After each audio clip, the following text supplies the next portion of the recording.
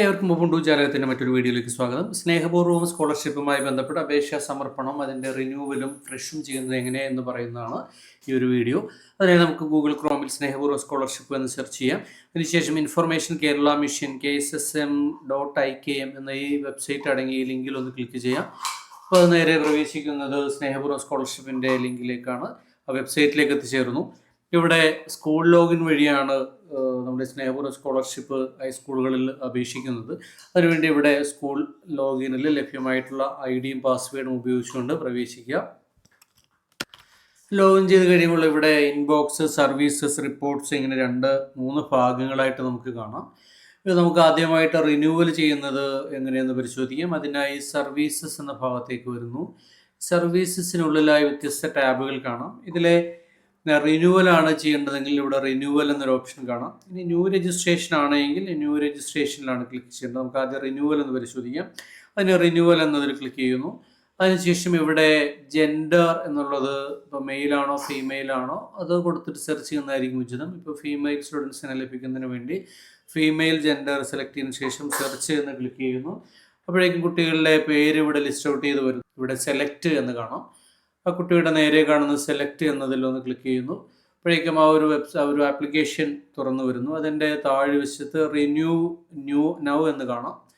അതിൽ ക്ലിക്ക് ചെയ്യുന്നു. ഇവിടെ വരുന്ന മെസ്സേജ് ഓക്കെ ക്ലിക്ക് ചെയ്ത് കഴിഞ്ഞാൽ നമുക്ക് ഈ ഒരു ആപ്ലിക്കേഷൻസിലേക്ക് കടക്കാം. ഇതിലാവശ്യമായ പ്രധാന മാറ്റങ്ങൾ വരേണ്ടത് ക്ലാസ് മാത്രമായിരിക്കും മാറ്റേണ്ടി വരിക. ഒന്നും തന്നെ പ്രത്യേകിച്ച് മാറ്റേണ്ടതായിട്ട് വരാറില്ല.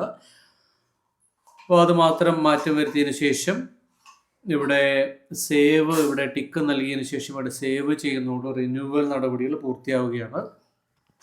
ന്യൂ രജിസ്ട്രേഷൻ ചെയ്യുന്നതിന് വേണ്ടി സർവീസസിലെ ന്യൂ രജിസ്ട്രേഷൻ എന്ന ഭാഗത്ത് ക്ലിക്ക് ചെയ്യുന്നു. തുടർന്ന് കുട്ടിയുടെ ആപ്ലിക്കേഷൻ നമ്പറും അപേക്ഷാ തീയതിയും അഡ്മിഷൻ നമ്പറും വിദ്യാർത്ഥിയുടെ പേര് മലയാളത്തിൽ ഇംഗ്ലീഷിലും നൽകുക.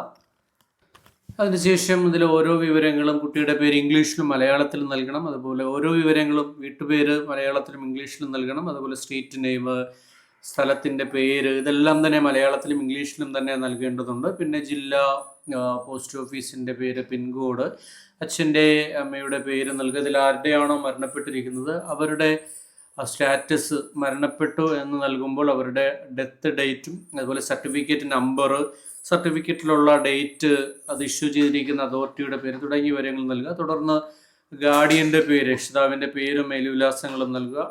കുട്ടിയുടെ വിവരങ്ങളാണ് പിന്നീട് നൽകേണ്ടത്. സ്കൂളിൻ്റെ വിവരങ്ങൾ നൽകുക. തുടർന്ന് അഡ്മിഷൻ നമ്പറും കോഴ്സ് കാറ്റഗറി, ഇത് ഏത് വിഭാഗത്തിലാണ്, അതിൻ്റെ സ്റ്റാർട്ട് ചെയ്ത ഡേറ്റ്. അതുപോലെ ഏറ്റവും പ്രധാനപ്പെട്ടതാണ് APL ആണോ BPL ആണോ എന്നുള്ളതാണ്. BPL ആണ് എങ്കിൽ പ്രത്യേകിച്ച് സർട്ടിഫിക്കറ്റിൻ്റെ വിവരങ്ങളൊന്നും തന്നെ നൽകേണ്ടതില്ല. റേഷൻ കാർഡിൻ്റെ നമ്പറും അതിൻ്റെ ഡീറ്റെയിൽസും തന്നെ നൽകിയാൽ മതി.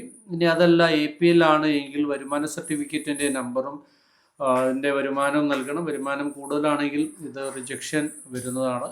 തുടർന്ന് കുട്ടിയുടെ ബാങ്ക് ഡീറ്റെയിൽസും നൽകുക. ബാങ്ക് ആരംഭിച്ചിരിക്കുന്ന വ്യക്തിയുടെ പേര് തുടങ്ങിയ കാര്യങ്ങൾ നൽകിയതിന് ശേഷം സേവ് ബട്ടൺ ക്ലിക്ക് ചെയ്യുക. അങ്ങനെ സേവ് ബട്ടൺ ക്ലിക്ക് ചെയ്യുന്നതോടുകൂടി രജിസ്ട്രേഷൻ ഫ്രഷായി ആദ്യഘട്ടം കഴിയുകയാണ്. അങ്ങനെ ഫ്രഷായി ചെയ്യാനുള്ള കുട്ടികളുടെ ഫ്രഷായും റിന്യൂവൽ ചെയ്യാനുള്ള കുട്ടികളുടെ റിന്യൂവലായും ചെയ്തതിന് ശേഷമാണ് ആപ്ലിക്കേഷൻ നമുക്ക് സബ്മിഷൻ നടത്തേണ്ടത്. ആപ്ലിക്കേഷൻ സബ്മിഷൻ നടത്തുന്നതിന് വേണ്ടി നമുക്കിവിടെ സർവീസസിലേക്ക് തന്നെയാണ് വരേണ്ടത്. സർവീസസിലെ സബ്മിഷൻ ടു KSSM എന്ന് കാണാം. അതിനുശേഷം ഇവിടെ അക്കാഡമിക് ഇയർ സെലക്ട് ചെയ്യാനുണ്ട്. അവിടെ 2025, 2026 എന്നുള്ളത് സെലക്ട് ചെയ്യുന്നു. അതിനുശേഷം സെർച്ച് ഓപ്ഷനിൽ ക്ലിക്ക് ചെയ്യുന്ന സമയത്ത് അവിടെ ആപ്ലിക്കേഷൻ നടത്തിയിട്ടുള്ള കുട്ടികളുടെ ലിസ്റ്റ് കാണാം. ആ കുട്ടികളുടെ പേരിന് നേരെ കാണുന്ന ഈ ടിക്ക് മാർക്കിൽ ടിക്ക് നൽകിയതിന് ശേഷം സബ്മിഷൻ ടു KSSM എന്നുള്ളതിൽ ക്ലിക്ക് ചെയ്യുന്നു. അപ്പോഴേക്കും അതൊരു PDF ആയിട്ട് നമുക്ക് ഡൗൺലോഡ് ചെയ്ത് വരുന്നു. ഇപ്പോൾ കീപ്പ് എന്നാണ് ചോദിക്കുന്നതെങ്കിൽ അത് ഡൗൺലോഡ് ചെയ്തോട്ടെ എന്നുള്ളൊരു ഓപ്ഷനാണ്, ഒരു പെർമിഷനാണ്. അത് നമ്മൾ കീപ്പിൽ ക്ലിക്ക് ചെയ്യുന്നതോടുകൂടി അതൊരു PDF ആയി നമുക്ക് ഡൗൺലോഡ്സിലേക്ക് ലഭിക്കുന്നതാണ്. ഇതിൽ അഡ്രസ്സ് ചെയ്യേണ്ട, നമ്മൾ അയക്കേണ്ട മേൽവിലാസം ഉൾപ്പെടെയുള്ള ഒരു ലെറ്ററാണ് വരുന്നത്. ഇത് HMൻ്റെ സൈനും സീലും സ്കൂളിൻ്റെ സീലും എല്ലാം വെച്ചുകൊണ്ട് ഈ പറയുന്ന ഇതിൽ കാണിച്ചിരിക്കുന്ന അഡ്രസ്സിലേക്ക് തന്നെ അയക്കുന്നതോടുകൂടിയാണ് ഈ നടപടികൾ പൂർത്തിയാക്കുന്നത്. മാനുവലായിട്ട് അയക്കുന്നതിനോടൊപ്പം അവരുടെ മെയിലിലേക്ക് കൂടെ ഇത് അയക്കുന്നത് നന്നായിരിക്കും. അപ്പോൾ ഇതുവരെ വീഡിയോ കണ്ട എല്ലാവർക്കും നന്ദി, നമസ്കാരം.